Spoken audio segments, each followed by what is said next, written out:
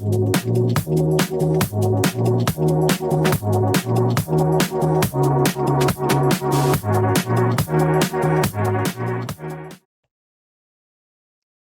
soy Sergio y hoy quiero platicar un poco sobre este tipo de módulos de relays y un poco sobre cómo trabajar con ellos, cómo conectarlos correctamente, sobre todo conectar sus alimentaciones, porque encontramos en este caso un poco de desinformación, un poco de controversia sobre cómo hacer una buena conexión entre sus alimentaciones, entre sus señales de activación y sus conexiones a tierra y algunas cuestiones prácticas que nos encontramos continuamente en la industria, como es principalmente lo que me motiva a llevar este video es, en este caso,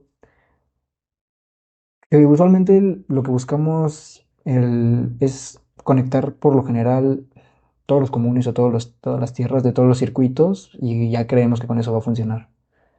Es una práctica común, sin embargo, creo que no en todos los casos está bien. Tomo como ejemplo este tipo de módulos de relays que son muy utilizados, que nos van a poder ayudar para controlar desde un microcontrolador, ya sea el que manejemos comúnmente desde un Arduino, un ESP o una Raspberry Pi, y poder controlar salidas de corriente alterna de mayor potencia. Estos relevadores nos van a permitir hacer eso. Sin embargo, pues hay aquí un poco de dificultad de entender cómo debemos conectarlos por lo general. Vemos, por ejemplo, en este caso, que es un modelo muy común, uno de dos canales, que cuenta por lo general con un jumper que va entre un pin llamado JD, BCC y BCC.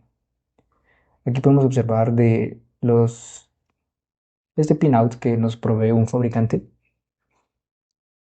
el cual nos dice, bueno, en la parte de potencia, que esta es para la parte de conexiones de corriente alterna o corriente directa de cualquier voltaje, esto está aislado mecánicamente del resto del circuito, entonces no vamos a hablar mucho sobre esto. Sabemos que son contactos normalmente abiertos, normalmente cerrados y un punto común. Donde nos vamos a centrar va a ser en la parte electrónica esta vez.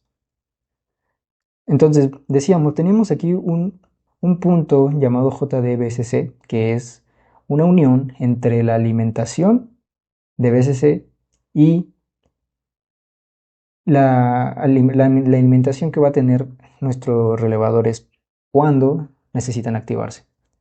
Por otro lado, también tenemos otro pin de BCC y otro pin de GND. ¿De dónde vienen? ¿De dónde provienen? ¿Qué tenemos que hacer con estos? Entonces, vamos a entender un poco mejor qué quieren decir. Vemos que aquí este fabricante nos da una ayuda. Menciona que BCC debe ser 5 volts. Bueno, eso va a depender del voltaje de trabajo o de operación de nuestros relevadores.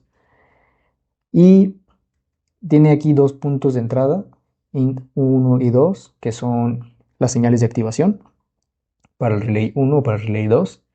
Y finalmente el JDBCC, que es un selector de aislamiento entre la alimentación de los relevadores y la alimentación del circuito que controla a estos relevadores. Vamos a entenderlo un poco mejor. Vamos a ver un circuito en funcionamiento. Vamos a revisar un breve esquemático.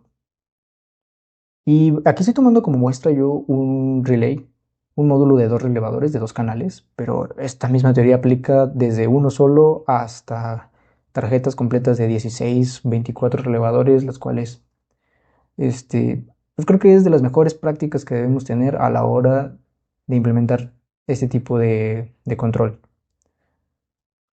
Y ya sabemos, esto lo podemos aplicar para control de luces, de motores, de cualquier cosa que necesitemos conectar y comandar desde un microcontrolador. Quiero que observemos, por ejemplo, aquí yo tengo este circuito en protoboard armado y ahorita explico un poco más a detalle qué quiero hacer con todo esto, pero observemos aquí algo interesante. De este microcontrolador únicamente llega una entrada a un optoacoplador. Es muy interesante esto porque aquí este componente, que va a ser la clave de todo, me permite hacer un aislamiento eléctrico entre el circuito del microcontrolador y el circuito que controla el relevador. Además, aquí no hay nada conectado. Todavía nos hace falta el circuito que controla la parte de potencia, que ese va a ser del relevador hacia afuera. Es decir, esta parte. Dijimos que no nos íbamos a centrar en esa parte ahorita. Entonces, ¿qué es lo que estoy haciendo aquí yo con este circuito que yo armé aquí? Es prácticamente lo mismo que en los otros módulos, solo que lo ensamblé para uno solo de los relevadores. Y vemos que tiene solo una resistencia en serie con este optocoplador, el cual va a recibir la señal de activación del microcontrolador. Por el otro lado, el optocoplador tiene a la salida como si fuera un transistor. Entonces este va a activar un otro segundo transistor. Aquí en este caso estoy utilizando un 2N2222. Y tiene una resistencia de 10 kilo ohms que hace la función como de pull-up para activar o desactivar el circuito de activación de la bobina del transistor. Aquí adicionalmente tenemos un relay, perdón, un LED con una resistencia, simplemente para indicar el estado de la salida. Este va a ser mi relay. Este relay, a lo mejor no se alcanza a apreciar en esta imagen, pero va a operar a 24 volts. Un voltaje que es pues letal para mi microcontrolador, no puede recibir más de 5 volts. Entonces aquí, pues en realidad yo tengo conectado un circuito de 24, puede ser de 12, 36, 48 volts, lo que requiera. Obviamente que mis componentes sean los adecuados para eso, pero yo aquí voy a tener un aislamiento. Podemos observar esta parte. Hay un aislamiento eléctrico totalmente entre mi electrónica y la parte de control del relevador. Ya por último tenemos aquí un diodo. Este se le conoce como diodo de flyback. Es únicamente para disipar corrientes inducidas cuando se desactivan los relevadores. Sabemos que son inductores, entonces cuando se conectan o se desconectan, conservan energía y tienen que disiparla. Vamos a entender un poco mejor qué es lo que se está haciendo en este circuito y por qué es tan importante poder tenerlos aislados. Aquí está representado de una mejor manera. Podemos observar que de este lado irían mi salida y mi referencia digital de mi microcontrolador. Digo, aquí puede ser cualquier microcontrolador. Una resistencia, esta de una resistencia de 1 kilo ohm es porque tenemos que limitar la corriente que entra aquí a este componente, que es el optocoplador. Encontramos comúnmente un optocoplador, es el PC817. Creo que este es uno de los modelos más comunes que podemos encontrar. De hecho, tal vez no podemos observarlo muy bien aquí, pero estoy casi seguro que aquí uno de estos, ese es el número de parte que tienen estos componentes. Bien, ¿qué es lo que hace? Sabemos que entonces si la salida digital me arroja un 1 o un 5 volts o 3.3 volts dependiendo de cómo estemos trabajando, aquí va a circular una pequeña corriente. Este optocoplador, aquí al activarse este diodo, aquí tenemos un transistor que con su base es fotorresistiva, la cual se va a activar cuando reciba un pequeño haz de luz. Entonces, si aquí tengo yo 5 volts, este se activa, este entra en corte, como quien dice, este transistor es un switch, vamos a pensarlo de esa forma, y este punto cae a 0 volts. Bueno, en realidad cae a 0.7 volts, un voltaje muy pequeño. Lo que ocasiona que este segundo transistor no tenga tampoco ninguna corriente en su base y quede abierto, ocasionando entonces que aquí no pueda circular una corriente. Ya en conclusión, entonces no va a circular una corriente ni por el LED de activación ni por mi mi relevador. Y ya, finalmente pues no se va a activar este relevador. Por otro lado, si tenemos aquí nosotros un 0 o la salida digital es en bajo, este no se va a activar. Al no activarse, este se queda en circuito abierto. Y este de aquí, esta resistencia, va a funcionar como una resistencia de pull-up.